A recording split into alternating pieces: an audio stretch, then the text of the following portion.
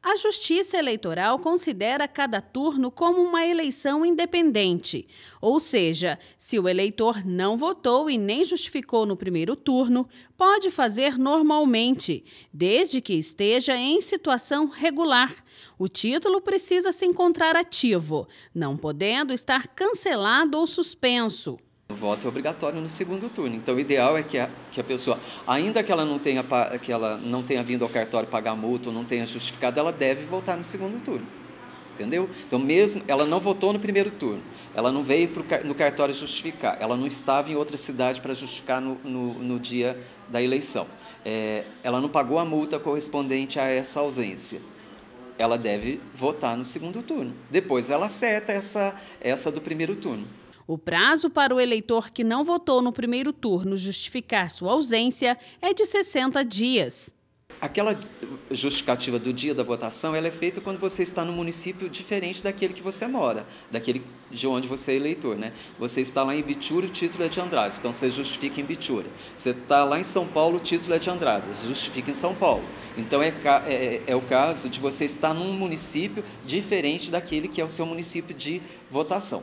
Agora, a justificativa depois que é feita no cartório ou pela internet, a pessoa tem 60 dias para fazer essa justificativa. Só que essa justificativa ela é diferente. É uma justificativa onde você vai provar para o juiz o porquê, a razão de você não ter votado naquele dia. Porque o correto era ter votado naquele dia ou ter justificado numa sessão eleitoral naquele dia. Se você não o fez, você tem até 60 dias para requerer ao juiz eleitoral que ele aprecie a sua justificativa de não ter comparecido para votar ou não ter justificado como deveria.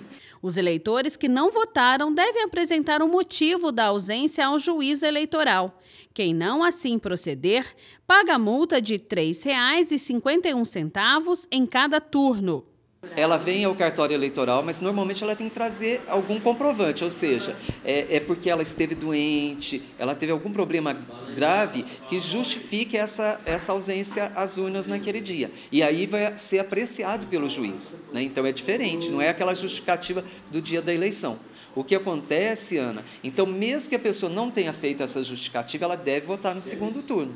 Tá? E outra coisa, ela não fez a justificativa, não tem nenhum motivo plausível, né? Às vezes foi para a praia, estava passeando, como é que o juiz vai apreciar? Não tem nenhum comprovante, não tem um motivo plausível para se justificar, porque mesmo estando na praia, viajando, passeando, ela podia ter ido a uma sessão eleitoral e ter justificado. Então, nesse caso, quando ela não tem nenhum motivo plausível para apresentar para o juiz, ela pode optar por quê?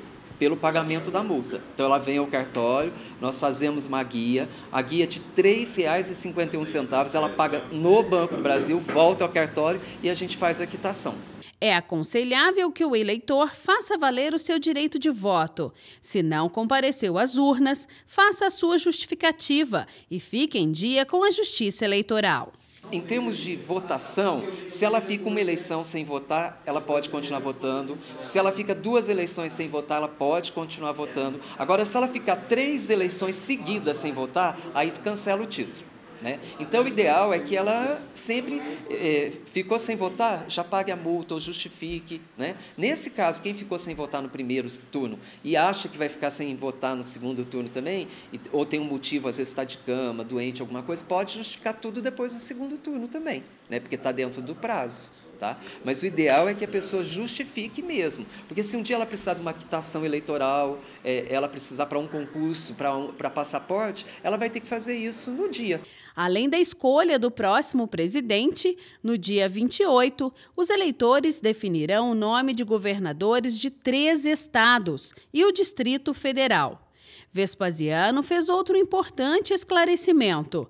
Muitas pessoas têm dúvidas sobre o voto branco e nulo. Qual a importância que eles têm na hora da decisão do pleito? Quando você opta por anular o voto, ele só vai ser anulado se você digitar um número errado. Então, se você digita um número errado, consequentemente não vai aparecer a foto do candidato e automaticamente ele vai estar o quê? Anulado. Então, já vai aparecer. Você digitou um número que não corresponde a nenhum dos candidatos, ele já na tela já vai aparecer voto nulo. Então, você já vai ver que você está votando nulo, porque não aparece a foto e ele já diz do lado direito lá da tela do eleitor, ele já diz voto nulo. Então, se você confirmar, o voto está nulo. Isso, voto nulo. Voto em branco já é diferente. Você escolhe a teclinha em branco. Agora você vai perguntar qual a diferença. Na prática não vai ter nenhuma diferença. Tanto o voto branco quanto o voto nulo, ambos não vão para ninguém, não vão para candidato nenhum, eles não são contabilizados. Tanto é que quando você olha o resultado da eleição, tal candidato teve tantos mil votos que correspondem a tantos por cento dos votos válidos. O que são votos válidos? Aqueles que foram dados a candidatos, excluídos os brancos e excluídos o quê? Os nulos. Lógico que quando você vota em branco ou você anula o seu voto, o que acontece? Diminui o número de votos que o candidato precisa ter para ser eleito. O eleitor deixou de votar, então abstenção. Depois você tem muita gente que vota em branco, vota em nulo. Quantos serão os votos válidos? Bem menos. Então o candidato que tem menos, ele não precisa de tantos votos para ser eleito, precisa de um número menor, né? Porque já houve uma porcentagem dos votos que são brancos, houve uma porcentagem dos votos que são nulos, hoje uma porcentagem de eleitores que não votaram, que se abstiveram de votar, né? O candidato para ser eleito precisa de o quê? De menos votos para ser eleito.